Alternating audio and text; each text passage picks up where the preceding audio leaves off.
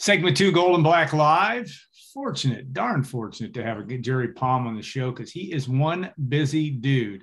Our CBS sports bracketologist. Yes, he's a Purdue graduate, a proud Purdue band member, but he is a busy man come this time, but also he's busy all the time. But when you talk about bracketology, it is an interesting time. And Jerry, I know you're going to nail all 34 matchups, so you'll be all set to go. But this has really been an interesting year, and what an amazingly interesting year it seems. Just because there just seems to be a ton of parity as we make our way to the Selection Sunday. Well, if you remember last year, Gonzaga and Baylor were the dominant teams in college basketball, and it felt like everything was a prelude to a championship game between those teams, which of course we got. And this year's very different. I think at least in the race for number one seeds, there are 6 teams that have kind of separated themselves. Maybe a 7th team could, with enough chaos ahead of them, be part of that. But that's it. But by separated themselves, I'm talking about separating themselves in terms of seeding for the bracket. I'm not talking about separation necessarily in the ability to advance in the NCAA tournament. I think you've got, 8, 9, maybe 10 teams that could go to the Final Four and possibly even win the whole thing once you get there, because anything can happen once you get there. So I think it's a more wide open tournament this year. And while the tournament is always about matchups, I think it's more about matchups this year because I think there are fewer teams that can just overwhelm with talent on the way to, say, the Elite Eight.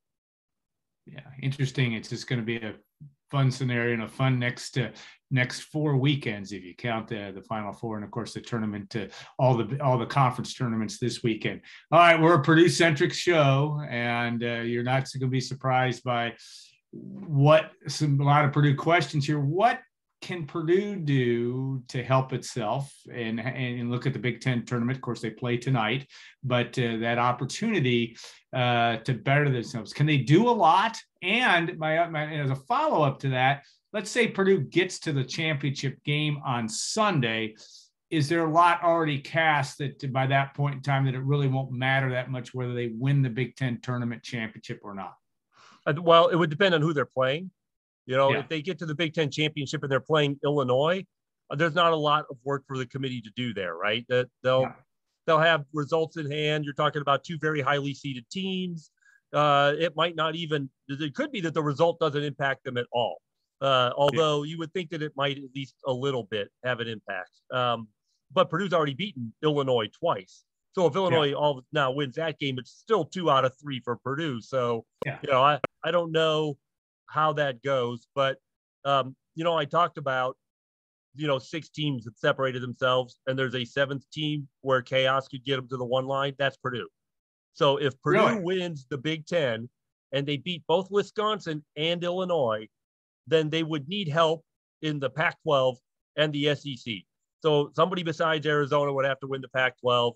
Somebody besides Auburn and Kentucky would have to win the SEC. And in fact, it'd be better if neither one of them even got to the title game, although that might be asking too much. But it would take that level of chaos because then you have Gonzaga, Baylor, Kansas, and then possibly Purdue.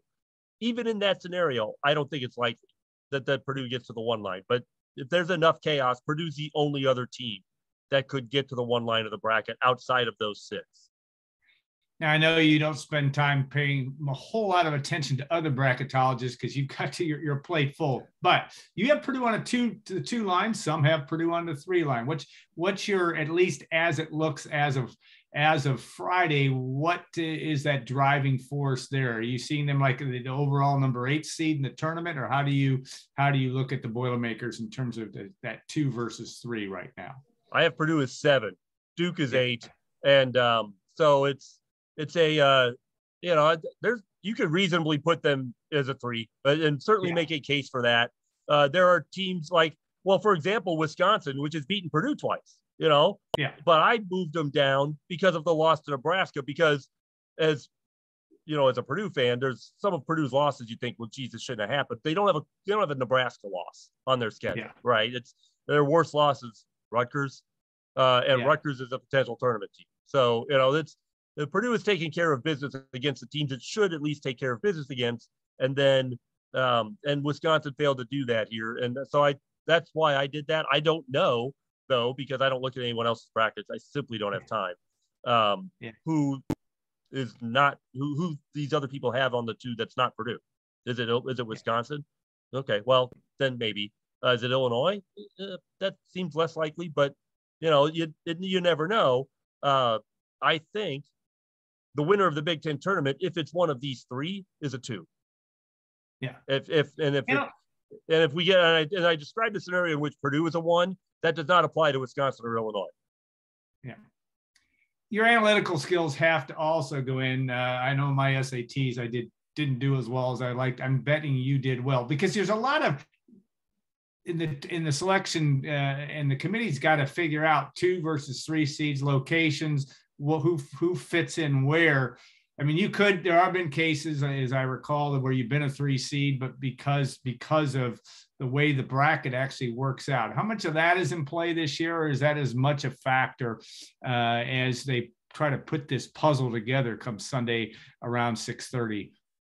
Well, believe it or not, bracketing is easy because there are so many rules involved that you have to follow, and it's driven by geography. So the primary goal is to get teams as close to home as you possibly can.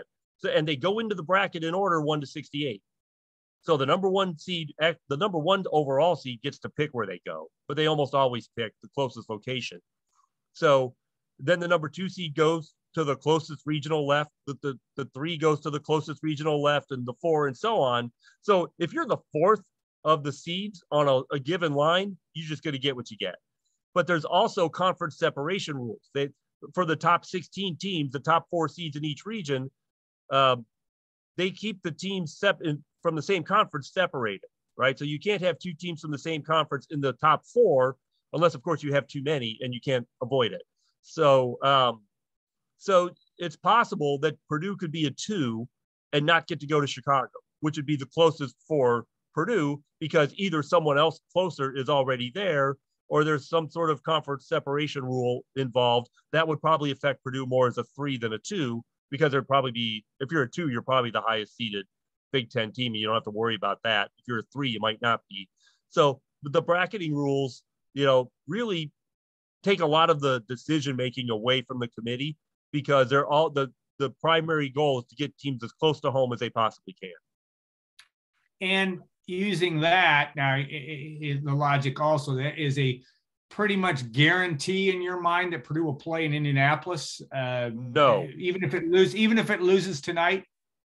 No, because both Kentucky and Illinois are also closest to Indianapolis. So if Purdue is seated behind both of those teams, there's a good chance that they will not play in Indianapolis. They might get sent to, say, Milwaukee. Depends on who else. I mean, Wisconsin is obviously would go to Milwaukee. And there's less competition for Milwaukee than there is for Indianapolis, because Indianapolis is very centrally located.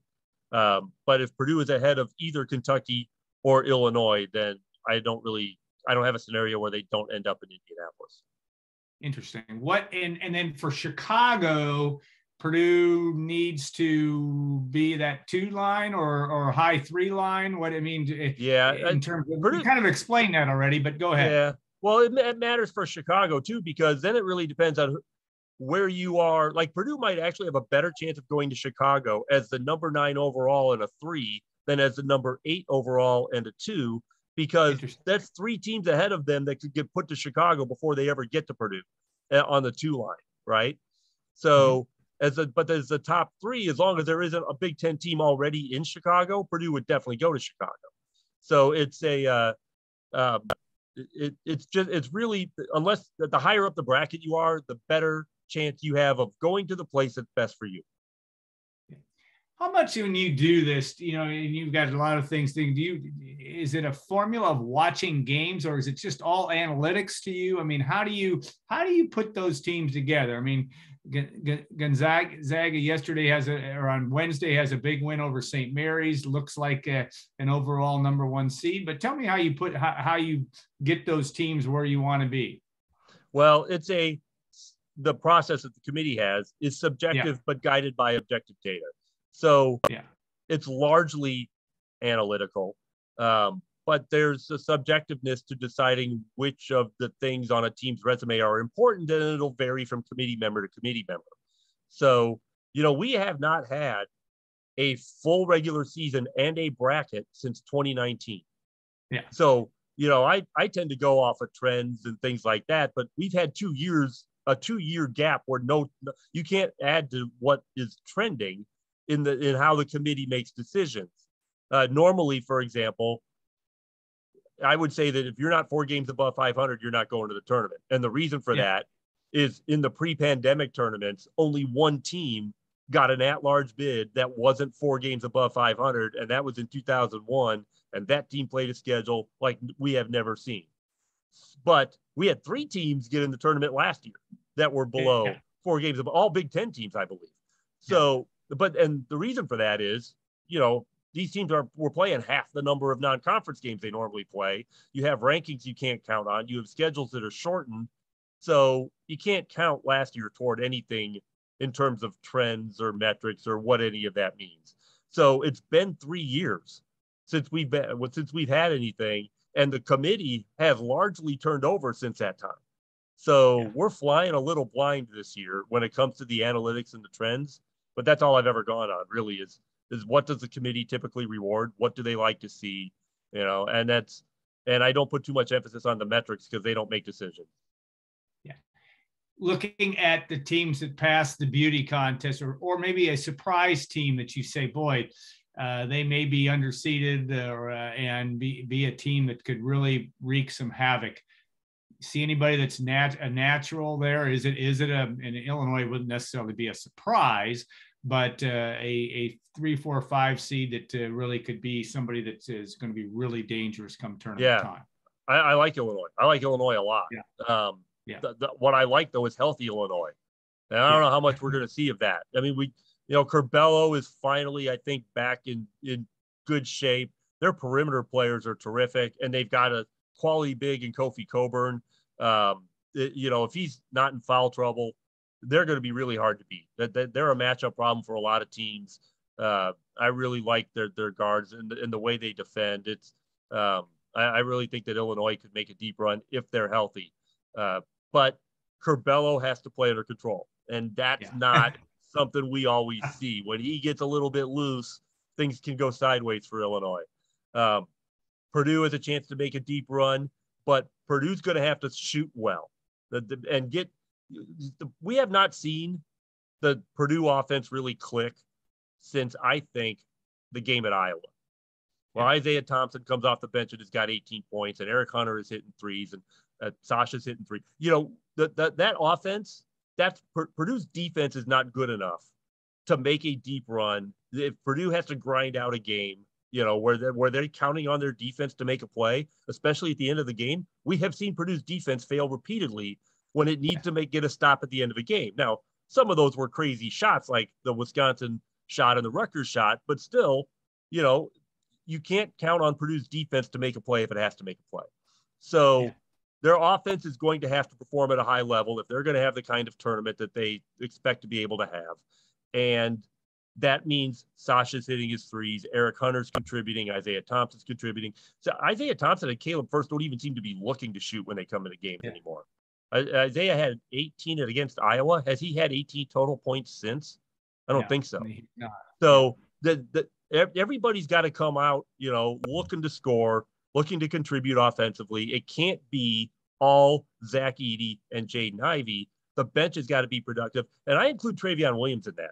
Travion Williams has not been looking to score as much as he needs to be looking to score. He's fallen in love with being a point guard a little bit. And, everybody tells him how great his passing is, that he enjoys passing. He enjoys setting up his teammates. I think he gets caught up in that a little too much, and I think he needs to look to score more when that opportunity. It's like he catches the ball and you just wait for them to double team him.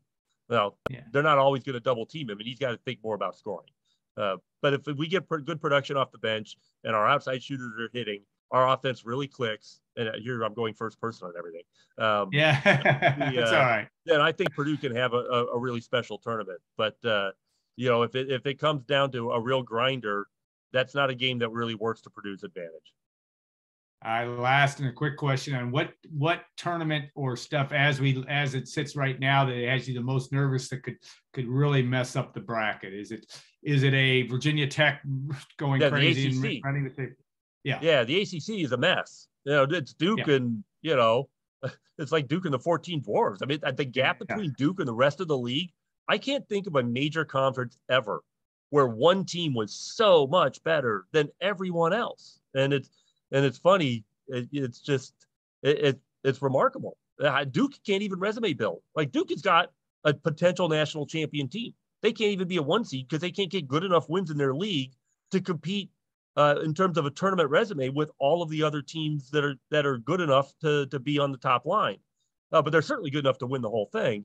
But then the next highest seeded team might be a double-digit seed or an 8-9, something like that. It's really remarkable, that league, but it also means that tournament's wide open because after Duke, anything could happen. So, it's and we saw it in the first night when Boston College beat Wake Forest. It's just, it could be a very chaotic tournament. Yeah. And of course, the craziness of North Carolina going to Duke and beating Duke the last game, but if you're a North Carolina fan, that's like the best win in your whole life. Maybe with the possible exception of winning a national championship, that's got to be the most satisfying win you'll ever have as a North Carolina fan. It's just. I think you're right on that, and just shocking to me. I'm still amazed that they did that, of course. But that is the beauty of March Madness and what we're going to see. Hey, Jerry, I'll let you get back to your all-consuming day job here. We are grateful for your time. We'll look forward to seeing you. We never wish time away, but we'll be talking Purdue football before long as well. But a lot of basketball still to be played before that happens. So thanks again, Jerry, so much, and good luck for the next few days as you get things all put together. Well, thanks for having me on. All right, we'll go back. We'll be back. Segment 3, we'll bring in Tom Dienhart and talk about that sport called Purdue football as we been through 5 spring practices so far. So stay tuned. We'll be back in a couple of minutes on Gold and Black Live.